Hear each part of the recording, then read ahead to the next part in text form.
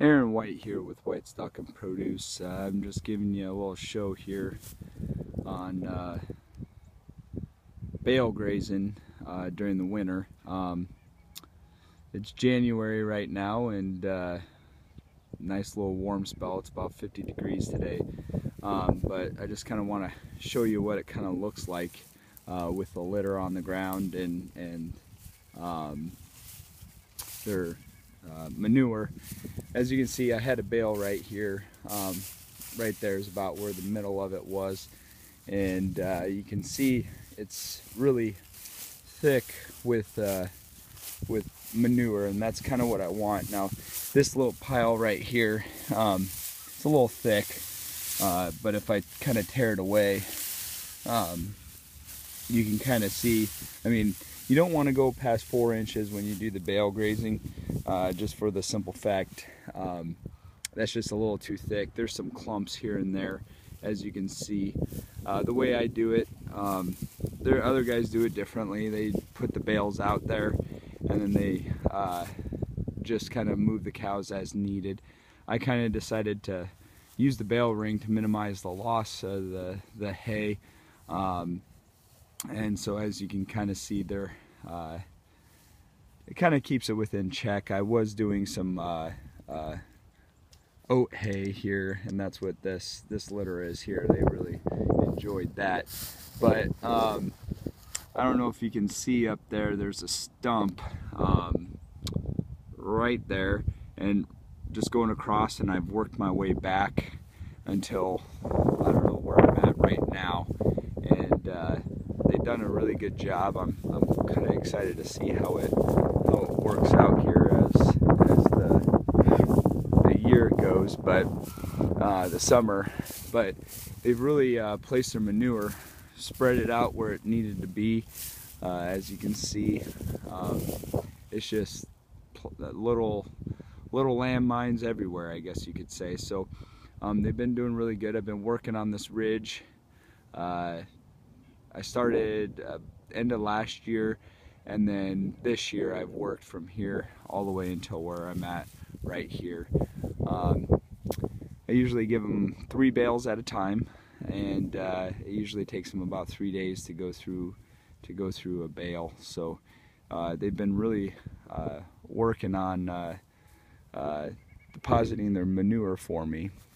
Another thing, there's a little pond over there, and since it's been kind of cool, they're able to go get their water, their drink right over there. But normally they walk all the way. You see that white barn way up there?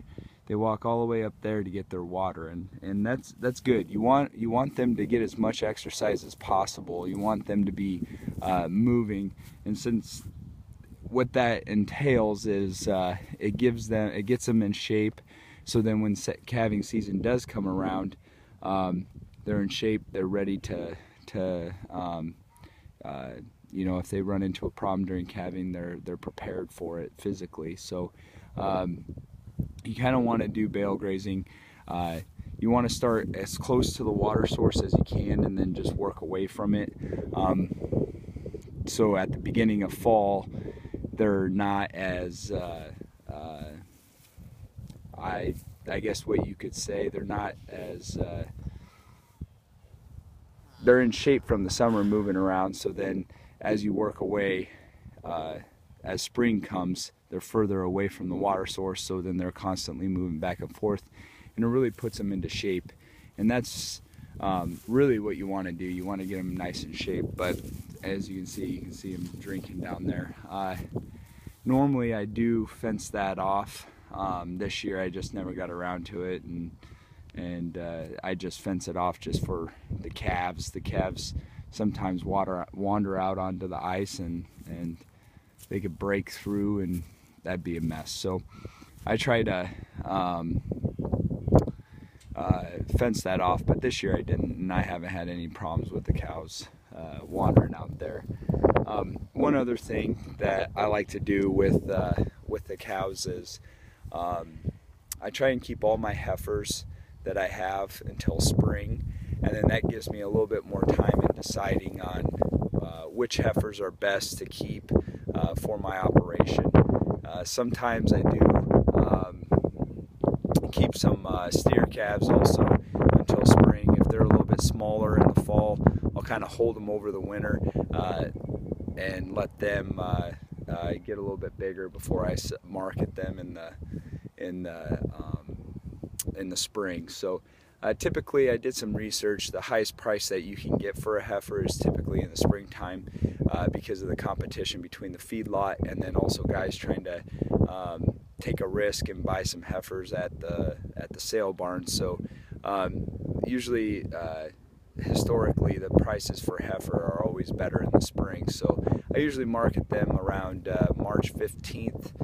That just gives me a little bit of time to kind of decide on which calves are the best fit for my operation. Also, another thing is, sometimes in the fall time, if I go to market them, they look really good, and but then calves go through spurts. They go through like short and stocky, and then they get to a point where they're leggy, just really long and tall and not really stocky. I mean, just like a kid, kind of. They're short, they get a little chubby, and then they lose all the chubbiness, they grow 2 inches, and so forth. And so I kind of wait as long as possible for my heifers to decide which ones I want to keep and kind of grow my herd that way. So it's quite a ordeal with how I kind of do it. It also spreads out my income.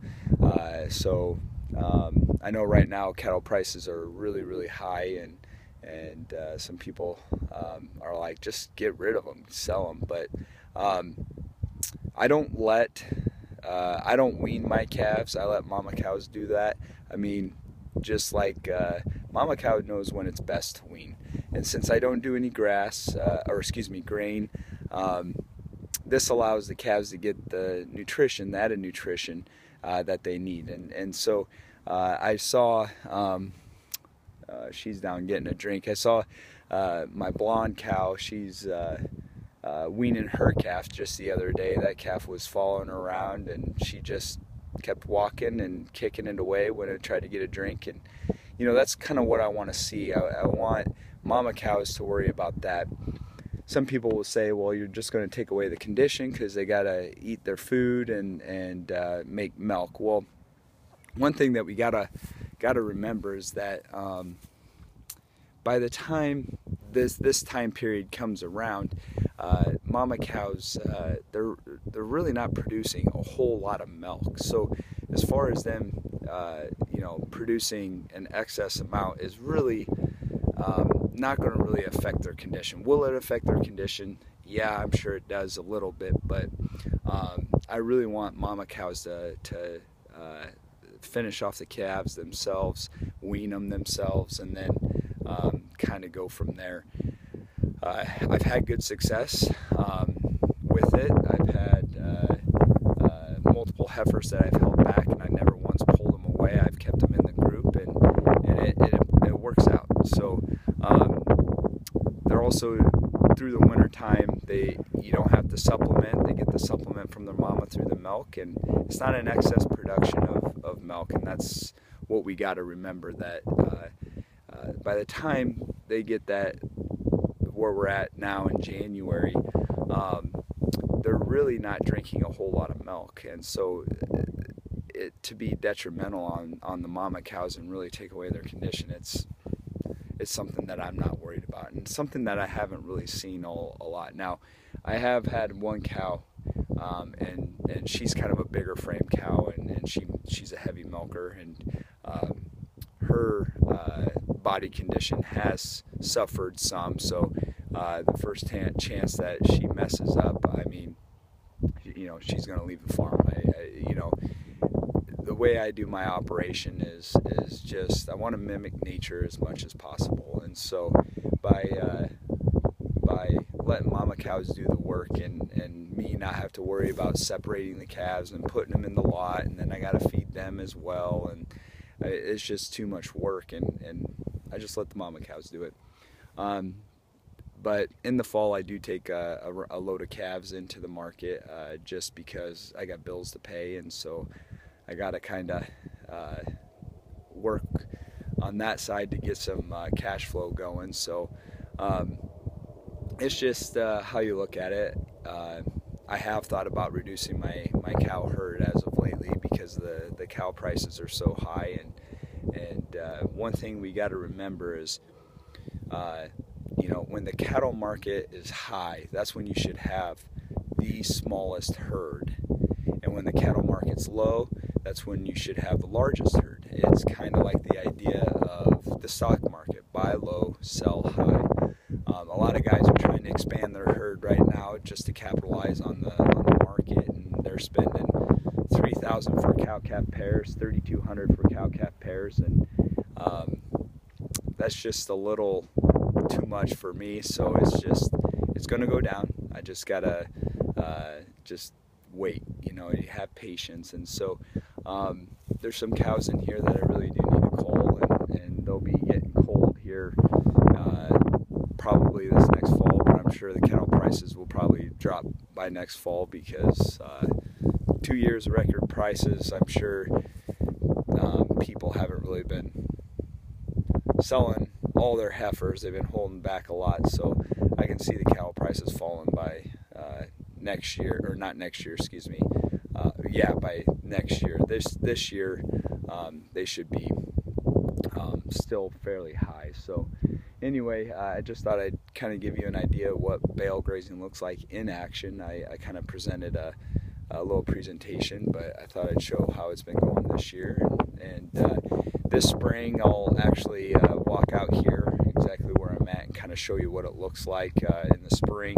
I'll probably do it again in the summer, and then late fall I'll kind of do a picture again of what it looks like. So anyway, take what you can from this video, and I hope you learn something that you can use in your enterprise. And if you ever have any questions or ideas, make sure you comment and let me know, because I'm always looking for new ideas to try out on the farm. So until next time, happy farming.